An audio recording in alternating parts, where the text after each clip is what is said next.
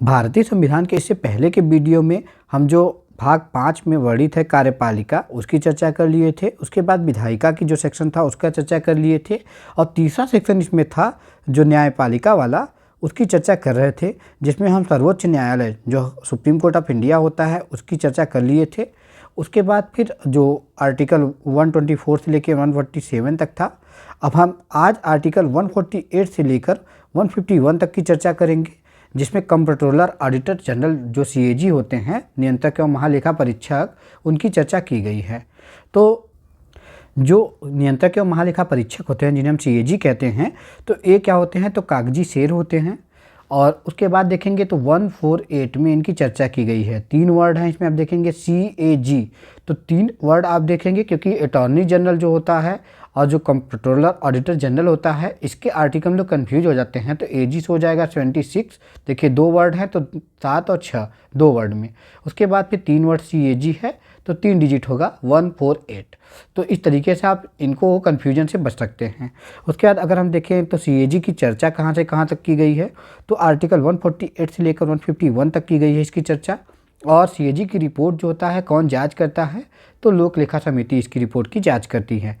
उसके बाद अगर हम देखते हैं तो आर्टिकल 148 में किसकी चर्चा की गई है, तो CAG की पद की चर्चा की गई है। और यह बताया गया है कि CAG की नियुक्ति जो होगी, तो CAG की नियुक्ति जो PM की सलाह पर राष्ट्रपति करते हैं। और उसका इनका कार्यकाल क्या होगा उसकी बात करें तो 65 वर्ष की आयु तक इनका कार्यकाल होता है या 6 वर्ष।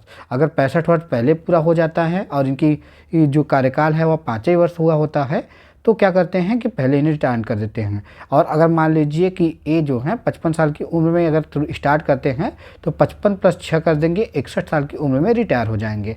या तो 65 वर्ष तक के काम करेंगे या तो 6 वर्ष काम करेंगे। तो इस प्रकार से आगे अब देखते हैं तो पद से हटाने की भी प्रक्रिया दी गई है। तो पद से हटाने का अर्थ है कि राष्ट्रपति को या तो ये त्याग पत्र दे दें या तो क्या करें, राष्ट्रपति जो होते हैं उनके प्रसाद पर्यंत काम नहीं करते हैं। इनको हटाने के लिए जो महाभियोग जैसी प्रक्रिया नहीं होती है आर्टिकल 61 में जिसकी चर्चा है राष्ट्रपति के लिए, वैसी ही प्रक्रिया द्वारा इनको हटाया जाता है। उसके बाद हम बात करते हैं आर्टिकल 149 की 149 की, जिसमें CAG के जो कर्तव्य हैं और उनकी शक्ति की चर्चा की गई है। तो CAG के जो कर्तव्य होते हैं उनमें क्या है कि लेखा विभाग का प्रधान होता है आप देखेंगे तो, और केंद्र सरकार, राज्य सरकार और जो PSU हैं, NSO हैं और संचित निधि हो गया, आकस्मिक निधि हो गया, इन सब की जांच करना। जो केंद्र सरकार, राज्य सरकार खर्च करते हैं उनकी जांच करना। NSO जो होते हैं, PSU हो गया, संचित निधि, आकस्मिक निधि, इन सब की जांच करने की जिम्मेदारी किसके पास होती है, तो कंप्ट्रोलर ऑडिटर जनरल के पास, जिसे हम CAG कहते हैं, उनके पास होती है। उसके आर्टिकल 150 में देखेंगे तो जो केंद्र सरकार हो गया या राज्य सरकार हो गया, इनके लेखाओं की जांच करना एक किसकी जिम्मेदारी होती है, तो यह CAG की जिम्मेदारी होती है। और जितने भी केंद्र सरकार और राज्य सरकार की इंडस्ट्री और एयरपोर्ट हैं, इनकी जांच करना क्या होता है, तो यह CAG की जिम्मेदारी होती है।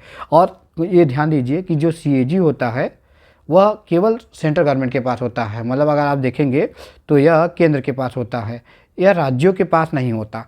राज्यों की जांच भी यही CAG करता है जो सेंट्रल गवर्नमेंट के पास होता है, जिसकी चर्चा 148 आर्टिकल में की गई है। उसके बाद आगे बढ़ते हैं हम, तो आर्टिकल 151 की चर्चा कर लेते हैं। देखिए होता क्या है कि CAG, मान लीजिए कोई भी कार्य हुआ या किसी भी कार्य योजना पे जो कोई भी प्लानिंग है, इस पे जो है अगर केंद्र सरकार, स्टेट गवर्नमेंट हो गया, चाहे सेंट्रल गवर्नमेंट हो गया, इसने मान लीजिए किसी भी प्लान पे खर्च किया, कोई भी अगर चीज़ें हो रही हैं उस पर खर्च किया, तो अगर किसी आयोजन पे खर्च कर रहे हैं तो क्या होता है कि इसकी जांच की जिम्मेदारी किसके पास होती है, तो CAG के पास होती है। तो CAG इस पर जांच करेगा और अपनी जो रिपोर्ट बनाएगा वह किसको देगा, तो भारत के राष्ट्रपति को देगा। और भारत के राष्ट्रपति क्या करेंगे, तो लोकसभा अध्यक्ष जो होते हैं, जो लोकसभा स्पीकर होते हैं, उनके पास इस रिपोर्ट को पुनः दे देगा। उसके बाद लोकसभा अध्यक्ष के पास जिम्मेदारी होती है कि ये 2 प्रकार की समितियाँ बना सकते हैं, चाहे स्थायी समिति बनाए चाहे अस्थायी समिति बनाए।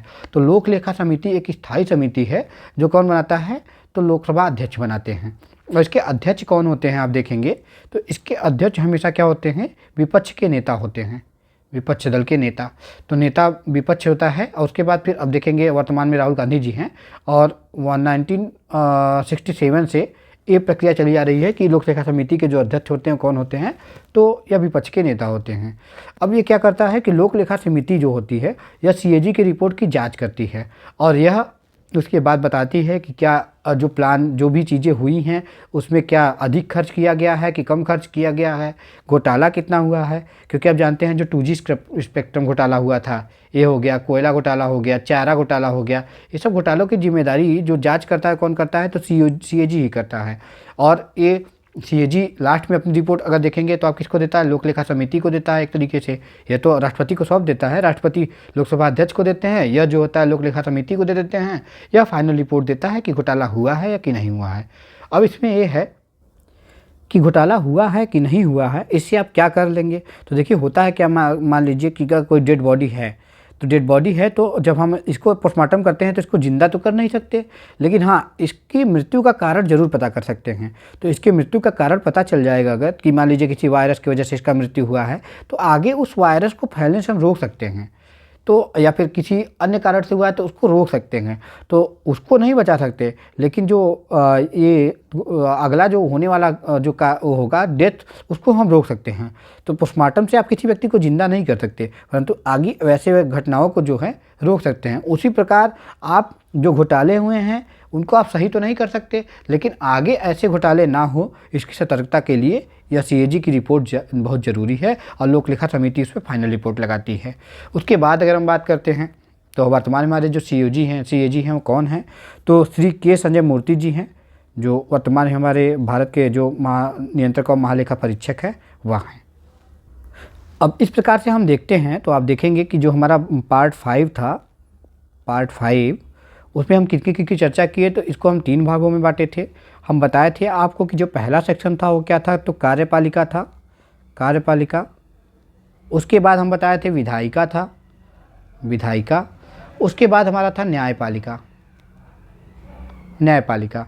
तो देखिए इसको 3 सेक्शन में बांटे थे हम।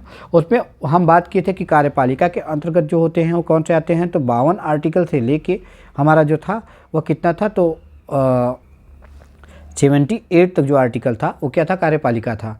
उसके बाद हम देखे थे 79 से लेके 123 तक, 122 to 123 तक जो था वो क्या था, तो विधायिका का सेक्शन था। और 124 से लेके 151 तक जो था वो कौन था, तो न्यायपालिका का सेक्शन था।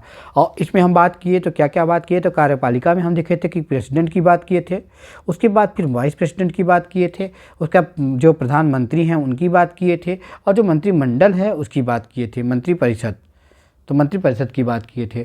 उसके बाद अगर हम विधायिका वाले सेक्शन में देखेंगे तो हम बात किए थे कि जो हमारा संसद है उसकी चर्चा किए थे। उसके बाद फिर लोकसभा की चर्चा किए थे, राज्यसभा की चर्चा किए थे। उसके बाद फिर हम देखे थे संसद के भाग क्या क्या होते हैं। उसके बाद जो संसद के पीठासीन अधिकारी होते हैं उनकी चर्चा किए थे। और उसके बाद हम बजट की चर्चा किए थे, जो बजट होता है उसकी चर्चा किए थे। और इसी में हम चर्चा किए थे जो राष्ट्रपति का अध्यादेश होता है आर्टिकल 123 में, उसकी चर्चा कर लिए थे।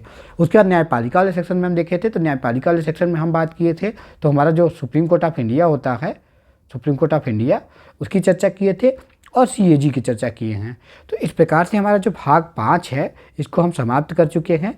अब हम आगे के वीडियो में पार्ट 6 पे बात करेंगे, और जिस तरीके से इसको समझे हैं उसी तरीके से पार्ट 6 को भी समझेंगे। धन्यवाद।